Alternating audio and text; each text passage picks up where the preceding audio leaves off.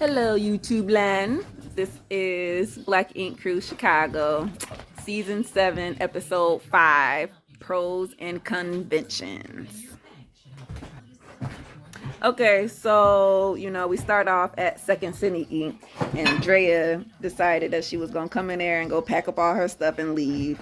And of course, the two employees there, Prince and Heaven, they were like, well, you don't gotta leave for real, for real. I mean, just because y'all had the argument don't mean you fired. She's like, well, it seemed like I'm fired. I mean, she said get out and all this stuff. She said I ain't going to the convention and all this stuff, and I ain't want to pay the booth rent and all this. So I just wanted to negotiate like $1,500. That sounds like a lot to me. I don't know about the tattoo world because I just want to know, is that how much Ryan? Is Ryan charging that much? Because if he not, then girl, you tripping. That's just a lot of money. How am I supposed to make that? Like, I mean, I can, but really, nah, that's just too much. That's just too much. That means we like literally, no, I don't want to explain all that, but it's just too much. And and she just goes into this whole rant about colorism and disrespect and the fact that those I don't want to say those guys because technically Heaven is a girl, but they just didn't have her back, and she was kind of all in this, oh, you men don't even have my back, you could have stepped up and helped me and all this stuff. And Prince said, well, maybe I could have said something, I was trying to, but it was kind of y'all fight. Like, he did try to say something, but more he was on Charmaine's side instead of Drea's side. So she just like, I don't know, she said she gonna go to the convention anyway just because and do what she gotta do, but she not sure exactly, should she just come to the shop or whatever her and Charmaine got going on. They need to fix that first. Okay. So we flip over to 9 Mag, and Ryan decided to have like a big old pre-convention party with a whole bunch of different shops. So everybody kind of mingle and things before they actually get to the convention, where you can still mingle more, but at least this is more of a personal setting. Ooh, excuse me. 4 pops up in the place. This is first time out since the baby, so you get some time to breathe and hang out. And then Charmaine shows up, and of course, she explains what happened at her shop and how Kitty was acting up, so she don't know if she's gonna be there. And she said Drea can still come to the convention because she still got her spot open. It's just they need to work on whatever they got going on. Like, she just felt like it was just so much disrespect and all these people coming at me and Ryan, and they flash back all these times that Shar was messing up at the Mag shop and the loyalty shop and all that stuff they was trying to do back then. It was never right. And Ryan like, dang, sound like the old Mag. Like when we first started, how everybody was acting up. It was always something going on. And everybody was disrespecting Ryan, especially Charmaine, with who is supposed to be doing this? Because remember, she was the manager. And y'all ain't doing this right. And So he said, you see how I feel? You see how I feel now? That's your karma. That's all he was trying to say, girl. That's your karma. Y'all was on him, and now he good. Now you gonna get all the crap because you ain't organized and you ain't together. And girl, you ain't even a tattoo artist. So that's probably why Charmaine is failing, because she's not really a tattoo artist. She's just trying to open the shop and throw these artists in there and hope that they was gonna do what they were supposed to do. But it don't work that way, girl. You need to be up in there handling your paperwork and business, okay? All right, it's convention time and everybody is arriving and setting up and everything that they're supposed to be doing. And, Drea does show up, but it was something wrong with the passes, okay? Because she said, I paid for the passes. I got a whole booth, so I need 3. They handed her 1 at first. So her and Charmaine had this big old argument about where's the dang passes. I need 3, I only got 1.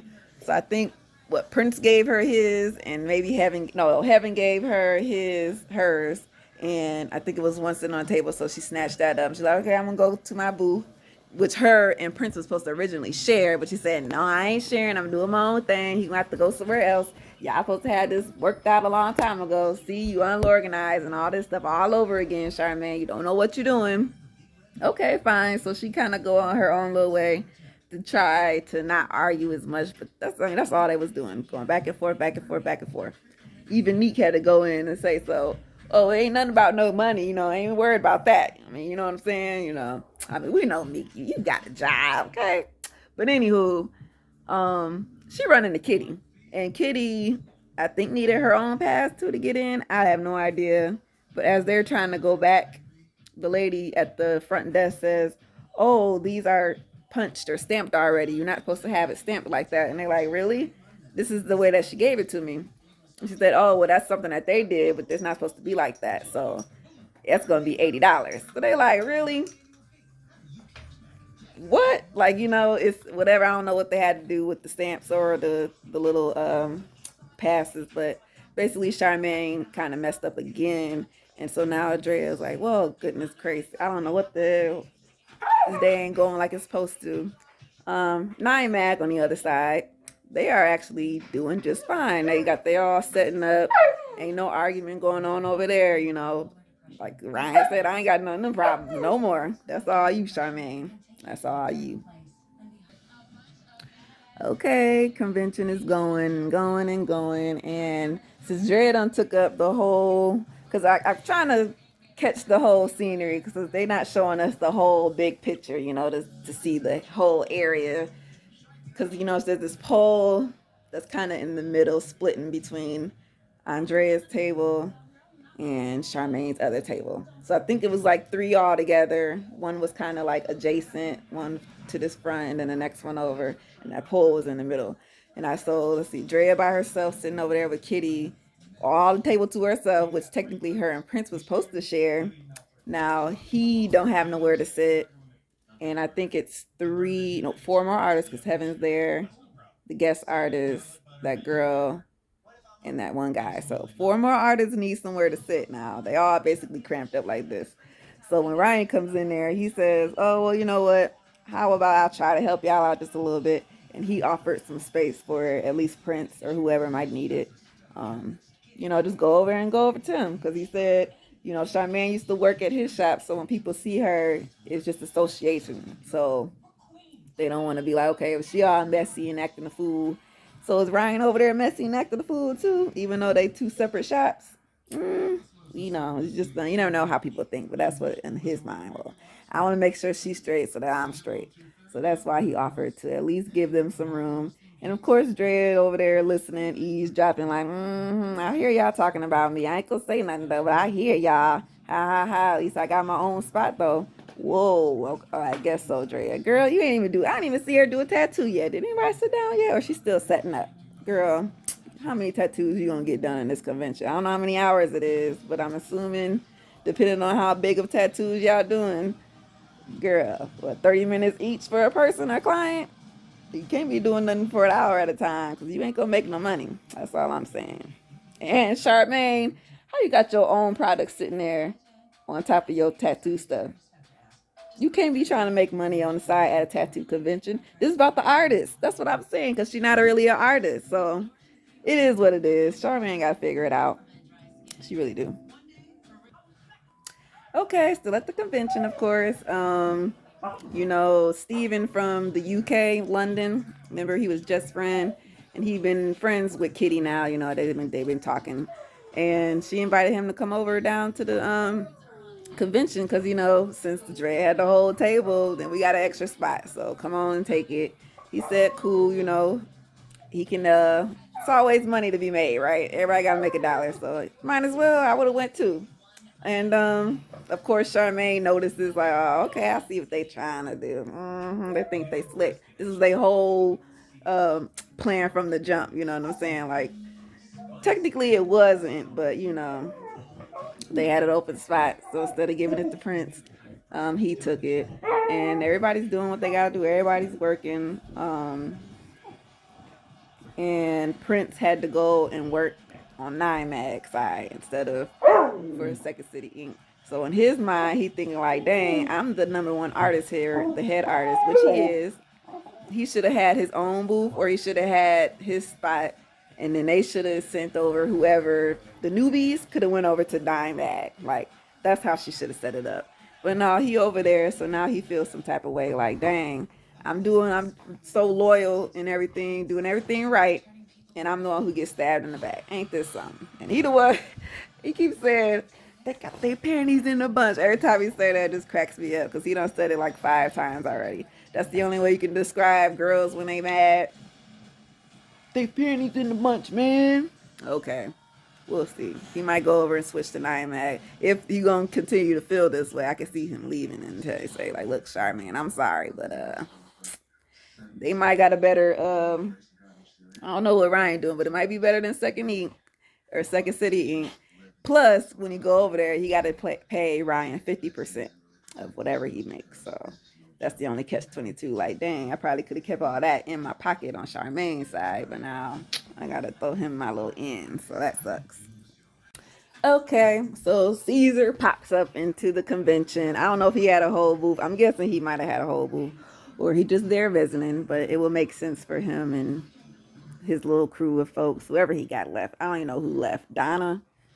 Tati, Donna and Tati. I don't know who's left, but anywho, he go and find the Nine Mad crew and Second City Inc.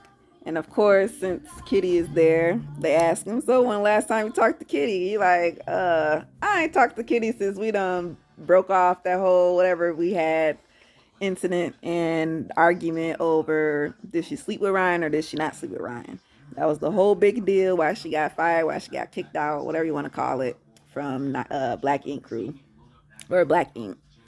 Ooh, sorry y'all, my face is really itchy right now. It's like something done irritated me when I was walking outside, I guess. I don't know, but anywho,